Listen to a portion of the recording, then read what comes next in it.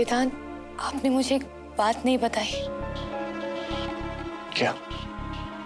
वो उस दिन पंखुड़ी आपसे कह रही थी कि अगर आपने हाँ कह दिया तो आपको किसी प्रॉब्लम से निकाल देगी। क्या प्रॉब्लम? इट्स ओके वेदा, जवाब शायद मुझे पता है, बस मैं हैरान इसलिए हूं कि अगर वो आपके लिए कर सकती है तो मेरी बात क्यों नहीं मान रही? मेरी हेल्प भी तो कर सकती है ना।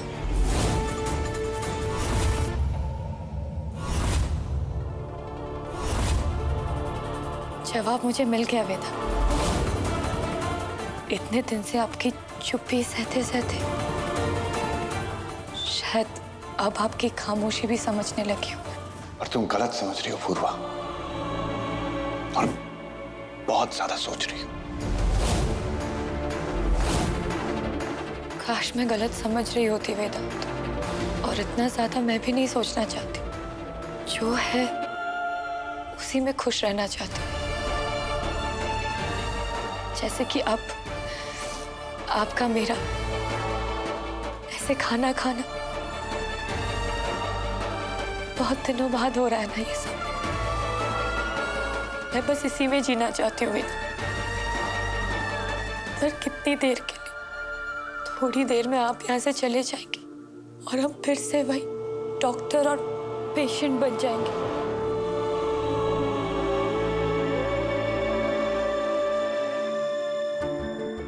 तुम खाना खा लो, मुझे भी जाना है। देखा,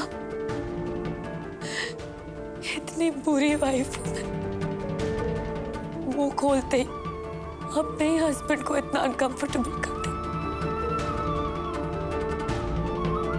जो टाइम हम लोग साथ में मिलके इतने अच्छे से स्पेंड कर सकते थे, कितनी बुरी तरह से खराब कर दी मैंने। नहीं, वो एक पेशेंट को चेक करना है।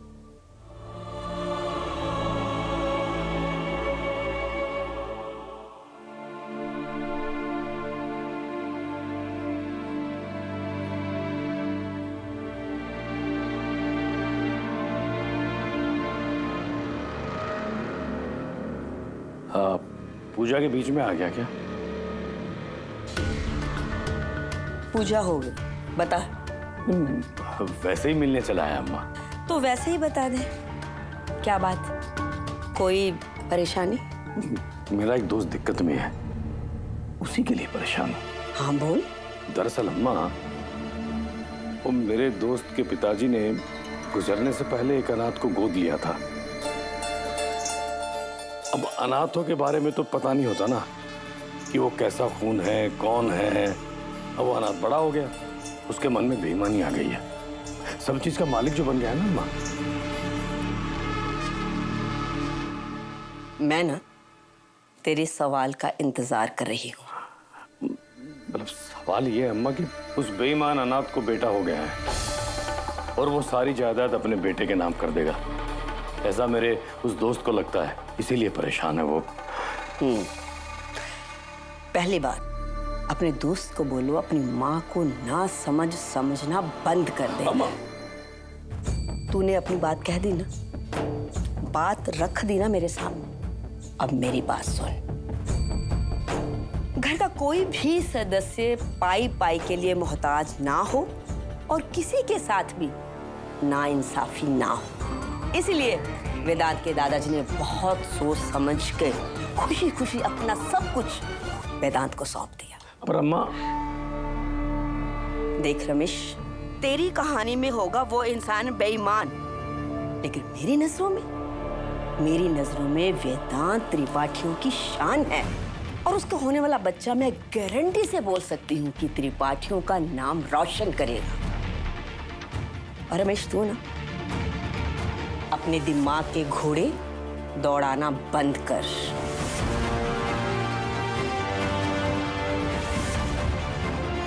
घोड़े दौड़ेंगे भी और जीतेंगे भी।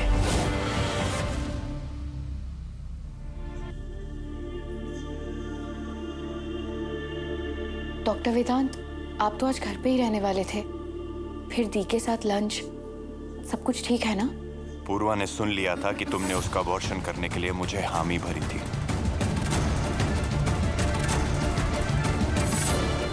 डॉक्टर वेदांत, दी ने तो उस रात जो हम दोनों के बीच में बात हुई वो भी उन्होंने सुन ली।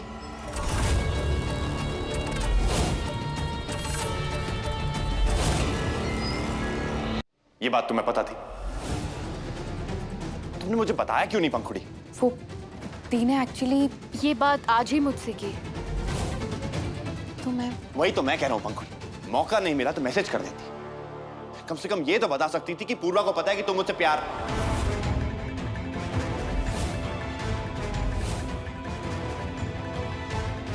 मैंने उसे बताया नहीं, पता नहीं उसके मन में क्या क्या चल रहा होगा। डॉक्टर वेदांत, आप प्लीज गुस्सा मत कीजिए, मैं दी से क्लैरिफाई। प्लीज चीजों को और कॉम्प्लिकेट मत करो, मैं देख लूंगा मुझे क्या करना है।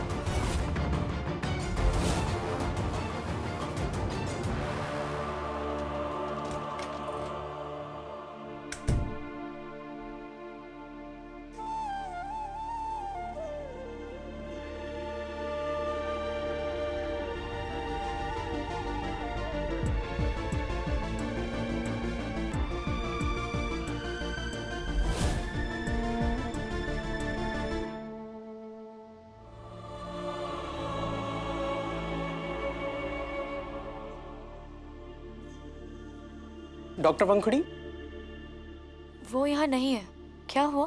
अर्बन बीट से कोई आया था और ये उनकी डायरी देके गए। अर्बनीत से डायरी? जी, वो अपनी डायरी वहाँ भूल गई थी। मैं भी उनको ढूंढ के दे देता हूँ। ये तो वही कॉफी शॉप है ना जहाँ वेदांत गए थे कल रात का बिल।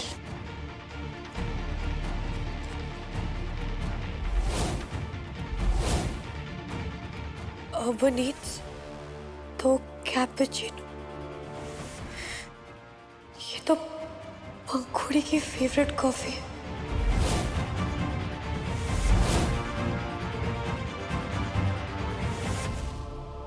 वेदांत ने मुझसे झूठ बोला, मतलब वो भी पंखों को पसंद करते हैं।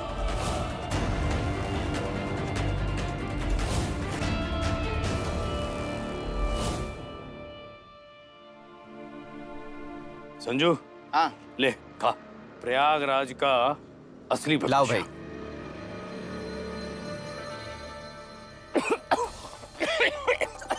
क्या हुआ? इतना तीखा, पानी दे पांडे।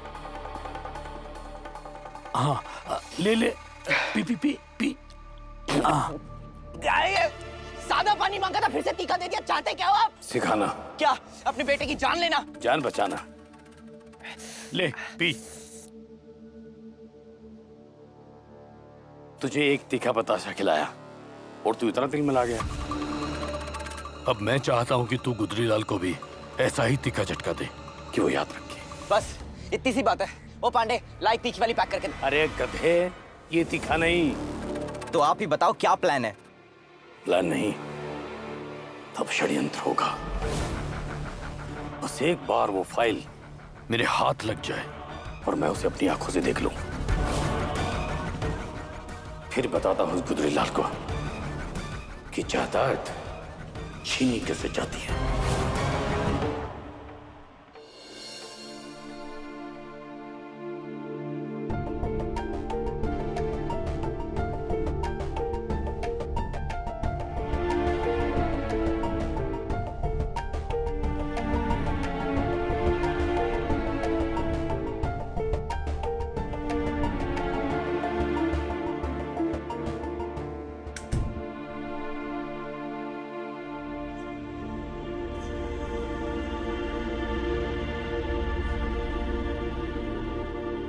सॉरी,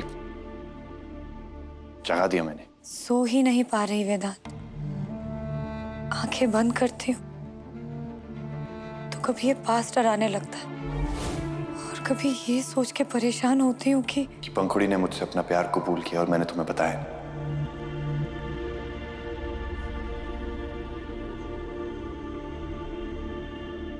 पंखुड़ी ने आपको बहुत जल्दी बता दिया कि मुझे पता है।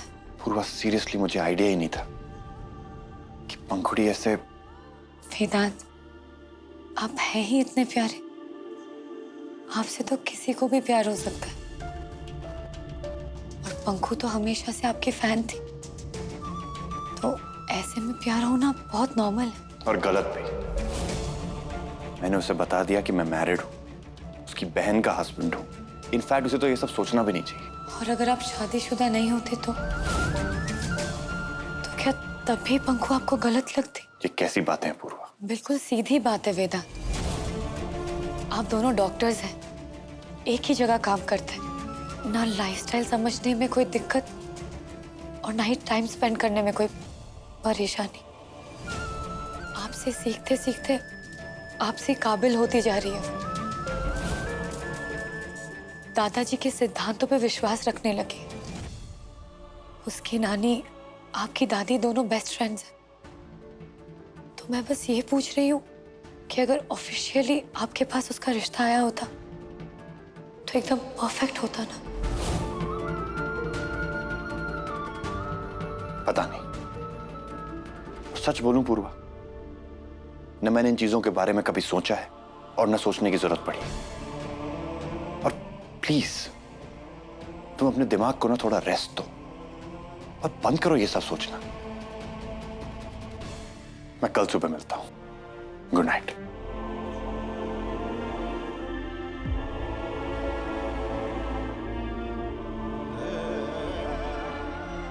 पता नहीं मैं आधी हाँ होती है वेदांत, और मुझे पता है आप पंखुड़ी को हाँ ही कहते। ना कहने की कोई वजह ही नहीं है।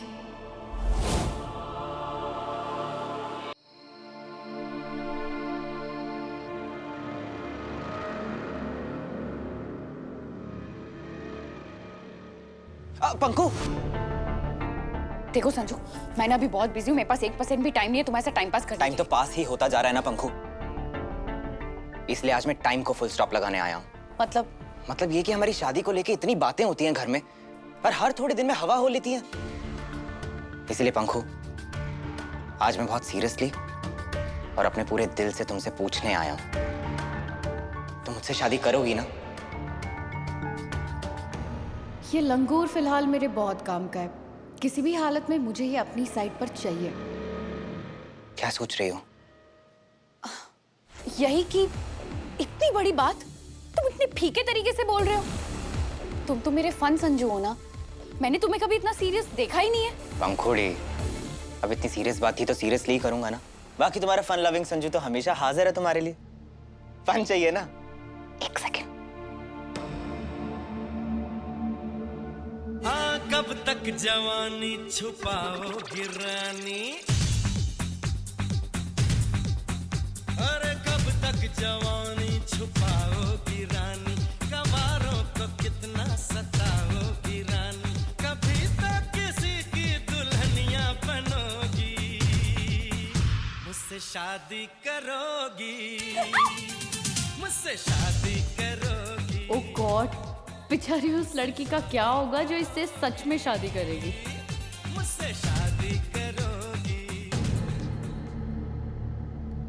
संजू, इसके बाद तो कोई पागल ही लड़की होगी जो तुम्हें मना करेगी। सच पंखु बेबी? हाँ, अभी तुम एक काम करो, जल्दी जल्दी से पढ़ाई कर लो, फिर डॉक्टर बन जाओ, फिर मैं तुम्हें शादी के लिए हाँ कर दूंगी। ये तो बहुत सिंपल है। अगर तुम मेरी मदद कर दो तो मुझे पास होने से कोई नहीं रोक सकता। मतलब अगर मैंने हेल्प नहीं की तो तुम फेल हो जाओगे और उसके बाद फिर डॉक्टर भी नहीं बनोगे और फिर हमारी शादी भी कैंसिल। पंखुड़ी, ये जो तुम्हारे इरादे हैं ना। संजू, मैं मजाक कर रही थी, मैं भी तो तुम्हारी तरह ही हूँ, फन संजू की फन पंखु। अब जाओ जाकर किताबें लेकर आओ, पढ़ना नहीं है। बुक्स कल से, हाँ, नए दिन से नई शुरुआत। Okay okay. अच्छा, अब इस नई शुरुआत की सेलिब्रेशन के तौर पे हो जाए केक आइसक्रीम। वैसे भी हमारी आइसक्रीम डेट तो ड्यू थी ना।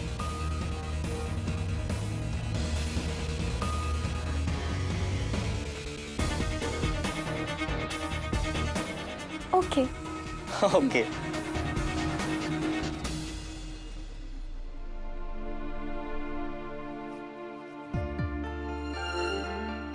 ओफो वेदांत, देख तेरे बाल कितने रूखे हैं। भाई तेल लगवा लिया कर।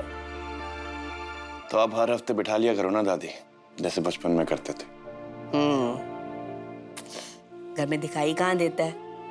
टाइम है तेरे पास? अरे टाइम तो आज भी नहीं था दादी, पर आज आपकी जरूरत थी। आज सुकून की सख्त जरूरत थी। कई दिनों से मैं देख रही हूँ बेटा, तू किसी बात को लेकर बहुत परेशान है। क्या बात है? अपनी दादी से छुपाएगा, बताएगा नहीं?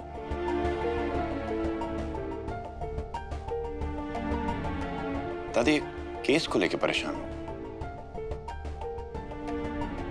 समझ में नहीं आ रहा है कि जो पेशेंट को चाहिए वो करूं या जो मुझे ठीक लग रहा है वो करूं।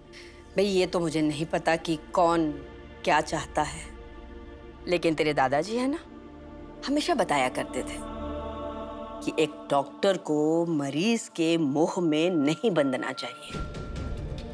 पेशेंट और इलाज, दिल और दिमाग, दोनों का तालमेल बिगड़ जाता है बेटा।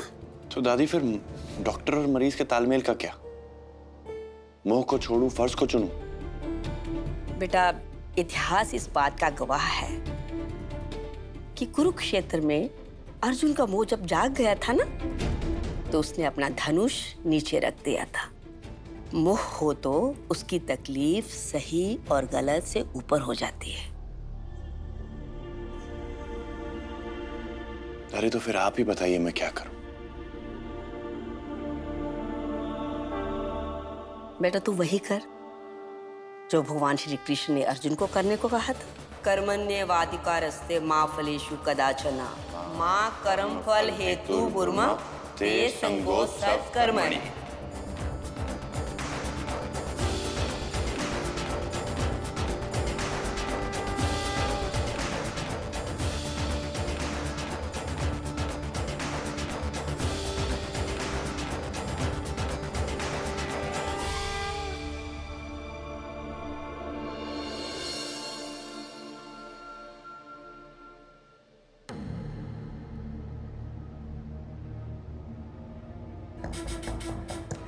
ये तेरा पाउडर लिपस्टिक लगा के हो गया हो ना, तो जल्दी कर, वो पांखुड़ी निकलने वाली है अस्पताल के लिए। पर मैं तो पहले नाश्ता करूंगा और फिर जाऊंगा हॉस्पिटल। अरे मेरे कौन सा मरीज मर रहे हैं वहाँ? तेरा दिमाग तो शमशान में है ना। पापा अपनी भाषा देख लो। ओ भाषा सुधार केंद्र, वो गुदरी लाल की घरवाली को डिस्चार्ज मिलने वाला है, इसीलिए तुझे कह रहा हूँ पांखुड़ी के साथ जा और पूर्वा की फाइल उससे ले ले, बहला फुसला कर। अरे पापा, ये बहलाना फुसलाना रिझाना बनाना सब हो गया है। कल हम दोनों आइसक्रीम डेट पर गए थे, वहां हमारे बीच सारी बातें हो गई हैं और पंकड़ी खुद मुझे भाभी की फाइल्स लाके देगी। बदले में क्या लेगी? लेगी नहीं, करेगी मुझसे शादी। प्यार गुदरी लाल से और शादी का वादा संजू से? कुछ तो चल रहा है इस लड़की के दिमाग में। क्या हुआ? हो गई बोलती बंद? अब कृपया करके मुझे तैयार होने दीजिए और जाइए यहाँ से। सुन सुन सुन सुन, मेरी बात सुन संजू, ये जो पांखुड़ी है ना, ये बहुत शातिर है। तुझे ऐसा लग रहा होगा कि वो तेरी बातों में आ गई, लेकिन मुझे लग रहा है कि वो तुझे फंसा रही है।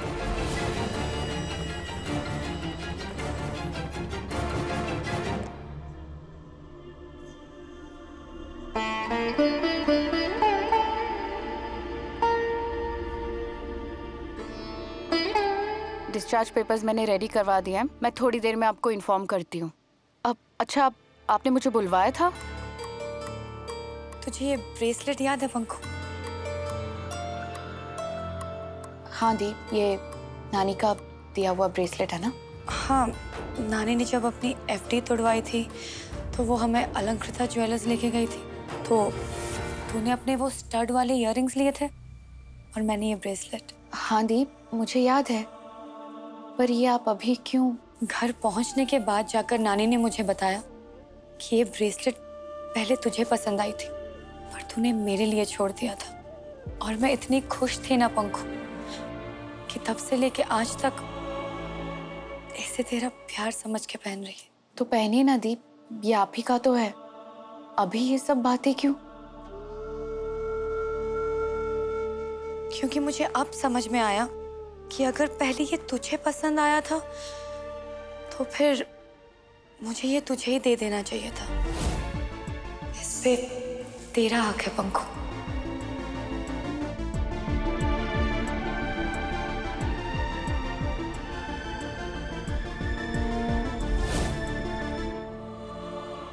और वेदांत पर भी, क्योंकि पहले तूने उन्हें पसंद किया था, मैंने नहीं।